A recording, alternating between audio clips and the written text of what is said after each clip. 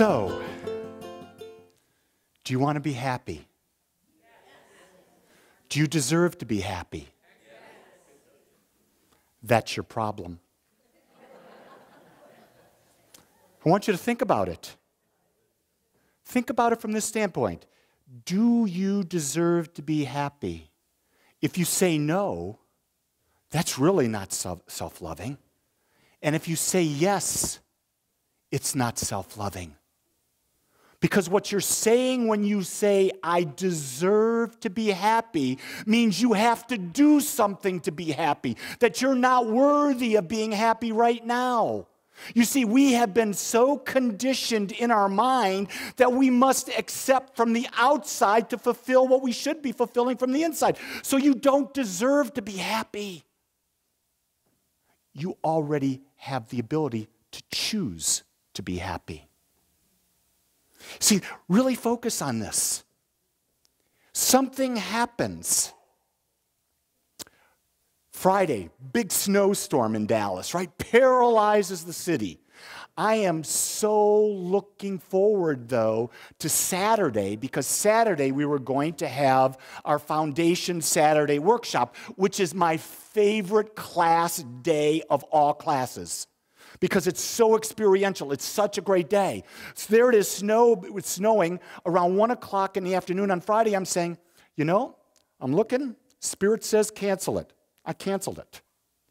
Now, if I was saying, do I deserve to be, I would be unhappy because I'm not going to get to experience something. Instead, I said, wait a second, I've chosen to allow people to be safe. I've chosen to be in the right thing, so let's be happy.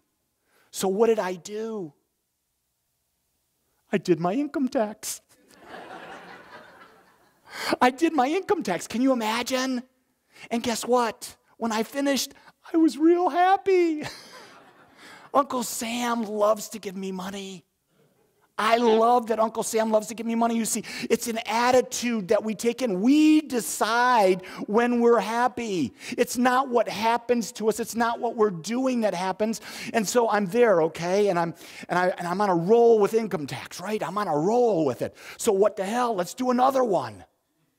So I said, well, I've got to do my brother's. My brother died last October. I'm executor of his estate, so I'll start doing his. So I start doing it. So this ain't so bad. Maybe I better look at last year's taxes. And I looked at last year's taxes and says, holy garbanzo beans. How did he have $149,000 of deductions? Then I started to say, I'm choosing not to be happy. Because I didn't understand. And see, the key thing is I had to switch my mind right then and realize the answer is there. It's in all the documentation. You see, he was fighting cancer. He was having all this medical treatment. He was pulling all his money from his resources to pay for himself to be healed. Now, I don't have to understand that. I just have to get myself into the flow. But you see, for a moment, I was panicking. And I could have made my life miserable in that moment, and I said, no, the universe will guide me. Infinite wisdom will guide me and will take me to all the right files, all the right events to handle that. You see, it's a choice. Happiness is always a choice. Everything is always a choice because everything is a perspective. Now, let's come right back. I put out a thought either today or yesterday that was really a good one, and that was about this. You cannot be happy until you self-accept. Do you hear that? If you are not self-accepting of who you are and where you are in this moment, you're saying, I am not worthy. And when we say, I am not worthy, what does the universe bring to us? Situations where we get to feel unworthy. Does that make sense? So where does unworthiness come from? It comes from I am not enough. When I'm not enough, that comes from the aspect of life that says I don't accept where I am. I have to be somewhere else to be happy. You see, it's all a bunch of bull. And we bought into it because we have bought into one word, and it's the G word. And contrary to what my son thinks I'm going to say, it's not GMOs. It's guilt. We've bought into this idea of guilt, and we've been programmed from the day we were born to feel guilty, to feel that I'm not enough, to feel that I can't accept. I remember my father used to say, Lee, the reward for good work is more work. Well, that sort of sucks. Why do I want to do good work to get more of it?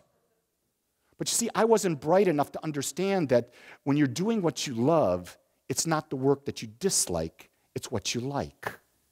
But there's the other thing that, oh, Lee, if you do this, you'll be a good boy. If you do this, you can go out and play. If you do this, you won't be grounded. If you do this. You see, everything was conditional, right? Everything we're brought up as being conditional. And then when you didn't do it and you snuck, anyone ever sneak things past their parents or their teachers? I did. I was a notorious sneak. But then afterwards, being that little Catholic boy, you know, the little Catholic boy that would pray like this, I felt guilty because I was taught that I committed a sin. Now, depending about being 7 years old, when you're 7 years old and you're this little boy and you're there and you're praying, to you, a mortal sin is telling your parents that you lied to them and you told them you didn't eat meat on Friday, that you snuck half a hamburger that was in the refrigerator. I thought I was going to hell.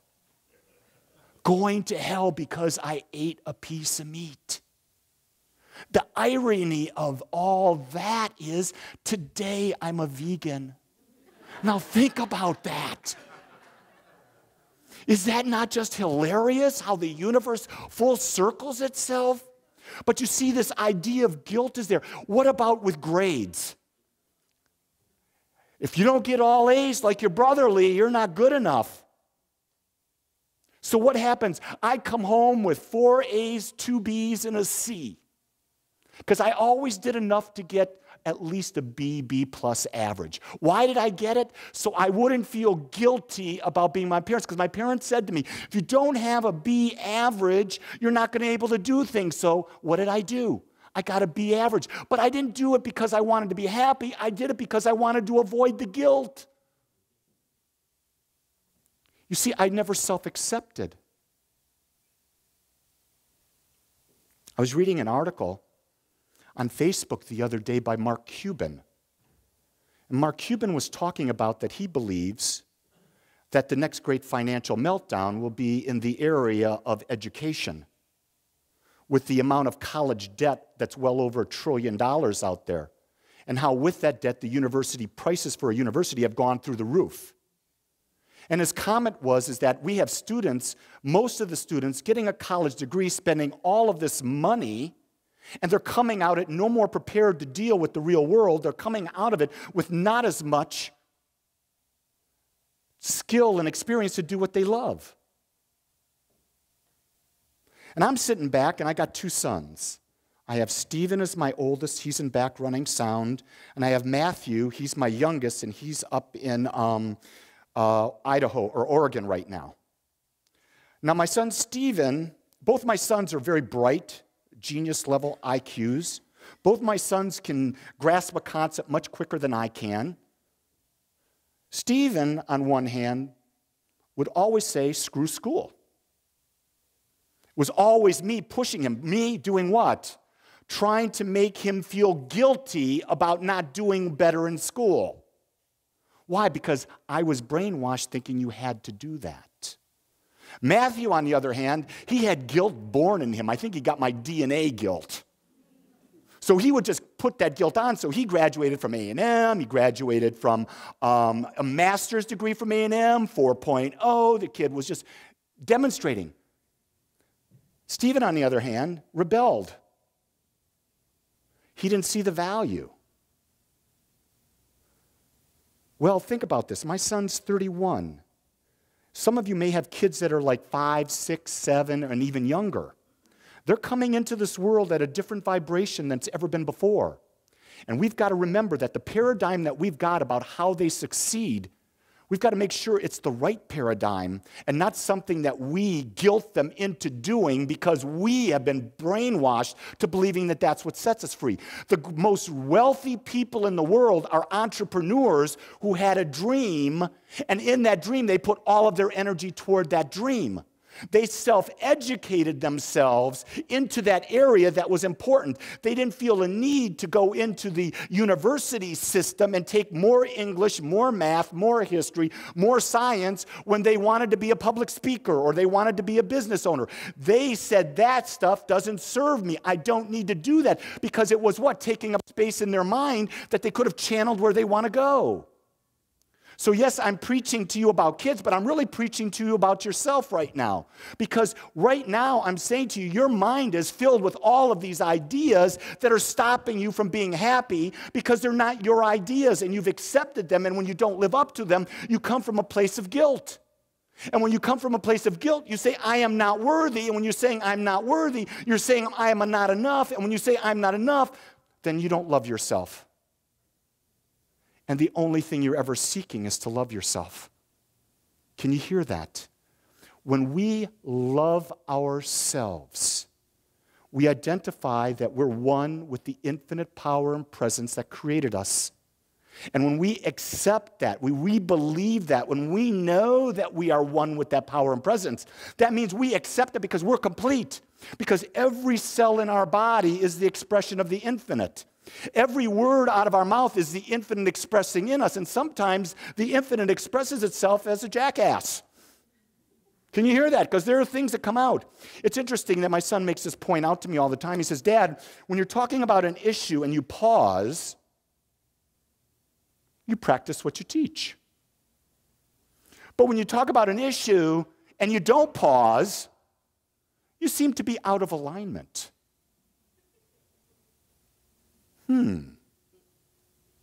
How does that reflect in your world? It's good to pause. Because when you pause, you don't let the habitual mind, the unconscious mind, come out and just throw it out there at you. You don't stay stuck in a system that's not serving you. See where I'm going? That's why I buy into this idea. Why is meditation so important? Here's what meditation does for me. It buys me 3 seconds.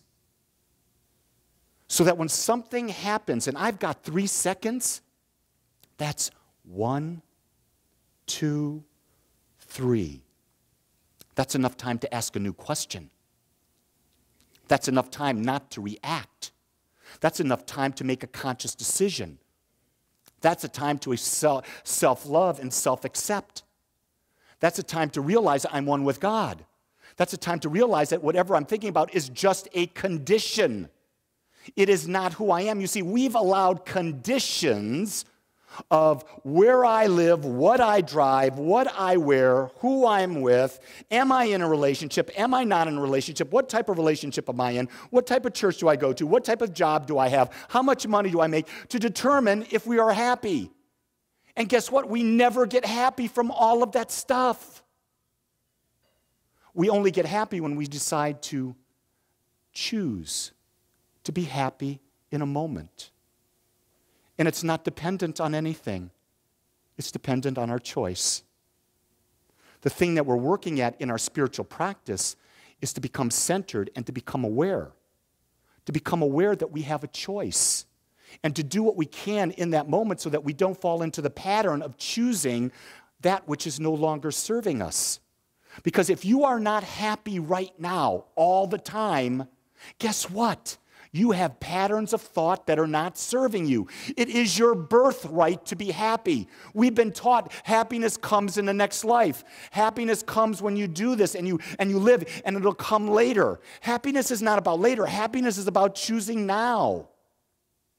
You see, we've got to let go of the illusion that we're not enough. You see, to think about it has to be in the future. It means we're not enough. And if we're not enough, then we're not really one with God.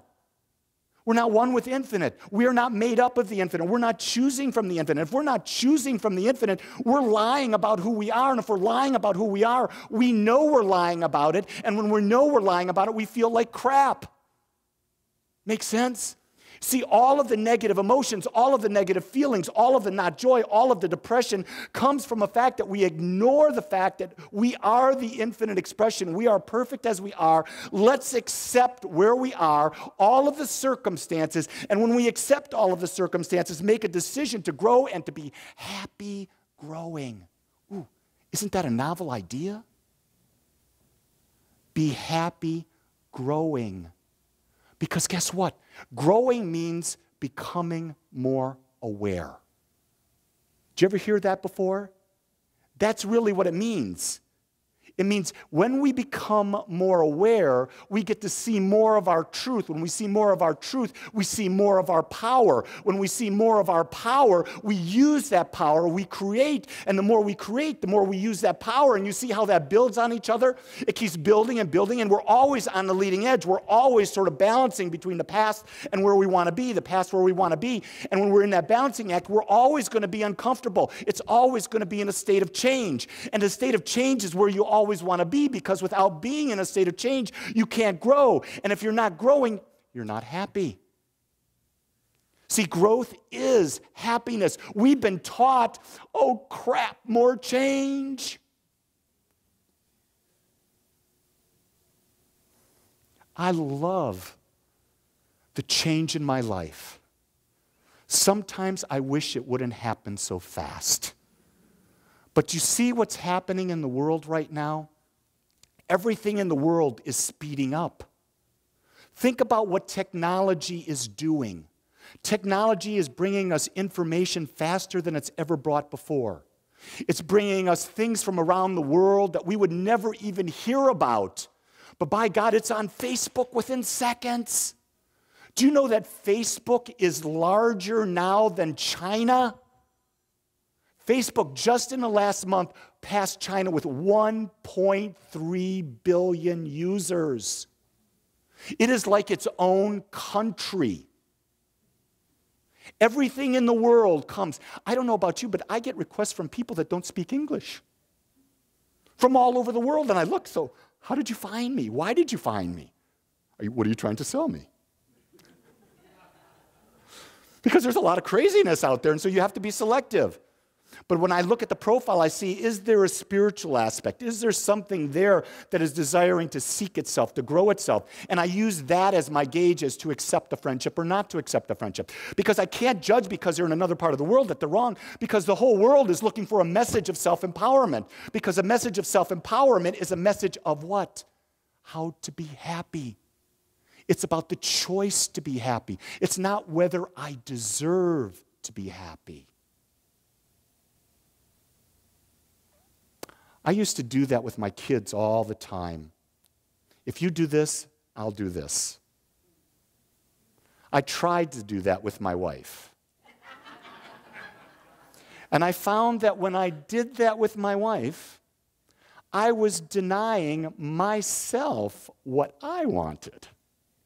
So I gave that up pretty quickly. But with kids, I had such an inner desire to be the most perfect father, to be the man who would give these kids the greatest opportunities, and I did everything the best I could at that time.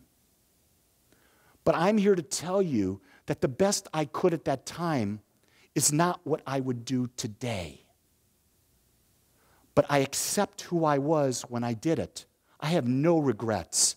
I have two magnificent sons, and all the mistakes I made, not only did I learn, but they learned from them.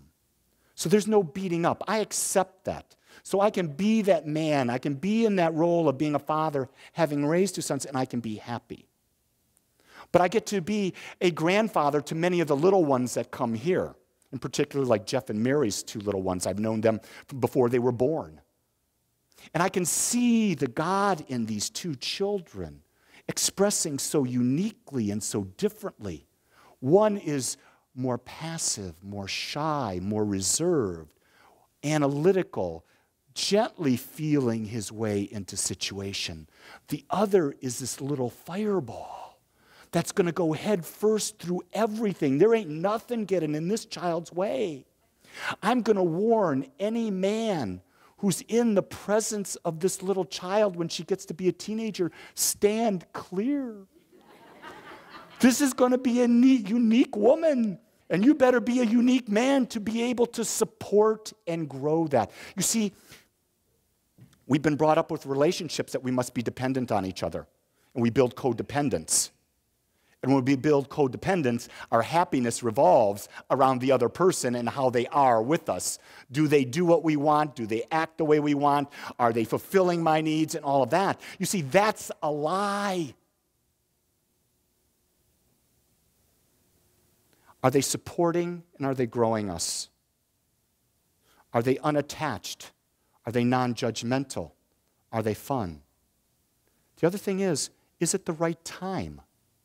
Sometimes relationships are not at the right time. I've had 3 women in my life that were a very dear match to Jean. Very similar qualities in my life. I've met some after Jean that are the same qualities. But the ones I met before Jean, I wasn't ready for that type of relationship. When I met her, she was right. The ones who I met after her, it wasn't right either because I already had my one relationship. You see, so I built now friends around that. You see, we've become hung up on this idea that we can only have really deep, intimate relationships when it's with someone that is our soulmate, our life partner. Now, that alone will make us unhappy. Because to think that one person can fulfill every need, every desire, every wish is putting so much pressure on something outside of ourselves, we are destined to fail. We are destined to get hit in the head by the cosmic 2x4. You see, but when we self-love and we feel worthy, then I can be with my relationship with my wife and be totally at peace. Then I could be in my relationship with this person and this person and this person and this person. And the whole time being present, realizing, self-accepting that I'm enough, not judging, self-accepting that they are enough, and then realize that my world is about being in community with all that are around me. That's true love. That's what the 60s should have been about, and not just community with sex for everyone. Although I did buy into that in the 60s. It just didn't work out.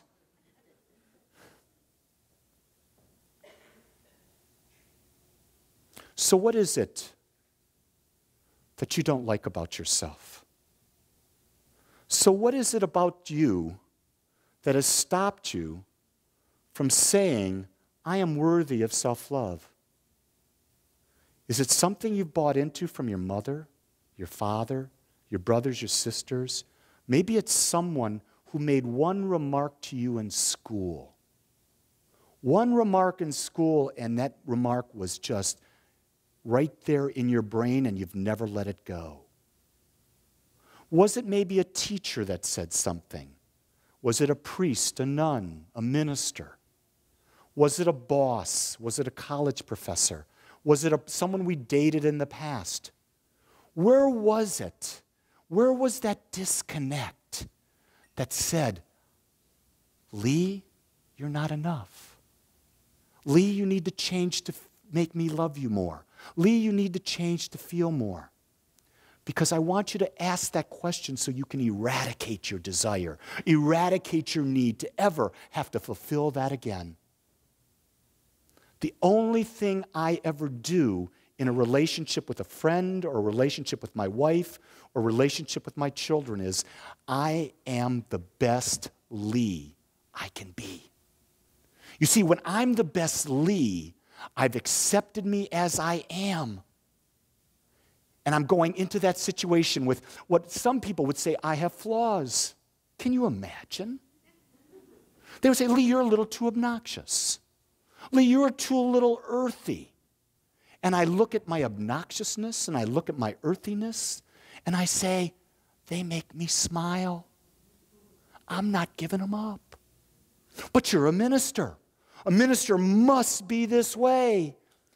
I'm going to tell you right now, I'm going to tell everyone in this room, everyone in the cosmos, If you expect to see a typical minister at Agape, you're doomed to misery.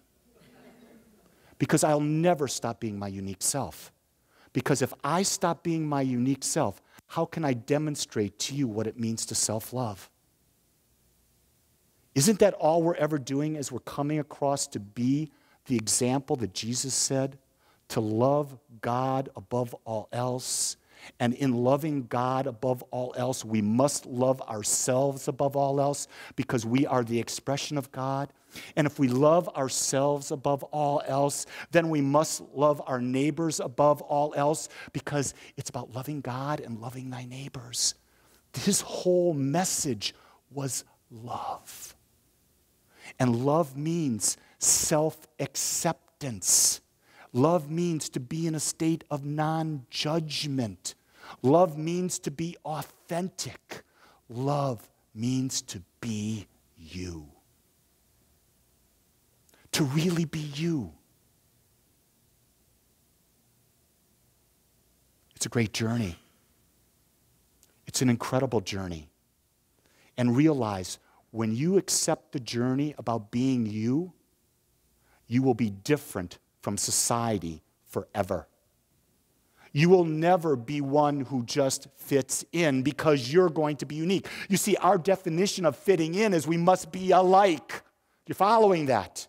No, we can be in community with people who understand that our uniqueness is who we are, where we are accepted as that. And then what we do is we go into the world and we create this energy vortex around us. And this vortex around us says, I am love, I am peace, I am beauty, I am abundance, I am harmony, I am love itself. And then what comes into that shield, into that energy sphere, is that which is like it. And so when we're walking in the world, we're doing this dance in business or in Vegas or wherever we are, the only thing that comes in is that which is a vibrational match or that which desires to be a vibrational match. And if it's not a vibrational match, here's the key: don't go after it. If it doesn't feel right and it doesn't feel self-loving, it doesn't feel like if you're going to feel judged, don't go after it. Because when you do, you're not going to be yourself. And what you're doing is you're pushing love away. And why would we push love away? It's the most beautiful feeling in the world, and all it is a decision to accept yourself as you are, to know the truth that you're whole and perfect as you are, and to live as authentically as you possibly can in every single moment. So I'm going to pray. And when I pray, I'm going to use words. And I'm going to use I words. Make them be you. I'm going to pray about getting into this state of self-love, the state of pure beauty. So close your eyes and just allow the vibration of the words as it comes to you. I know there is an infinite power and presence. It radiates in and through and as all. It is all. It creates all things out of itself. And everything is an expression of it. It is in this idea that I understand and know that I am one with it. I am the unique and perfect expression of life, of love. I am here to unfold and to reveal this truth, this uniqueness that I am blessed to bring to life. It is through me that the allness of life gets to express and experience.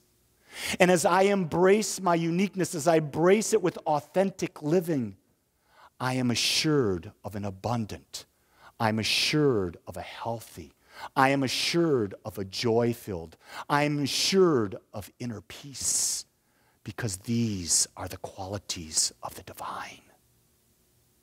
All that I seek, all that I will ever seek is right here with me now. I open myself to it. I accept it as me. I let go of anything that says be different. I embody the oneness that I am. I see it in myself. I see it in others. And it is good. My heart opens. My mind becomes clear. And I see and feel the presence of love. I give thanks. For there's nothing else to do but to go into gratitude for the recognition and the realization of truth itself. I am blessed, and I bless each person in this room, each person in the world, for each of us is the unique expression of God. It is good. It is very good. And in that, I affirm with you in one voice that it is done. And we say together, and so it is.